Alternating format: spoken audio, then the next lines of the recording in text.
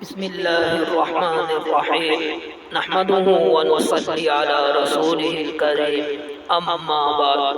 حضرت ابراہیم بن میسرہ رضی اللہ تعالی عنہ فرماتے ہیں کہ ارشاد فرمایا ہمیں جناب محمد الرسول اللہ صلی اللہ علیہ وسلم نے، جس نے بدعتی کی تعظیم کی اس نے اسلام کے ستون کو گرانے میں اس کی مدد کی۔ یعنی جب اس کی تعظیم کی تو وہ لوگوں میں مقبول ہو گیا، لوگوں کا اس پر اعتماد پیدا ہو گیا۔ تو ایک بدعتی اپنی جہالت کے ذریعے سنت کو مٹاتا ہے، اس کی جگہ بدعت کو لاتا ہے۔ تو جب یہ بدعتی مقبول بن گیا تو تعظیم کرنے والے نے اس کو مقبول بنانے میں مدد کی اور اسلام کے ستون کو گرانے میں اس کی مدد کی۔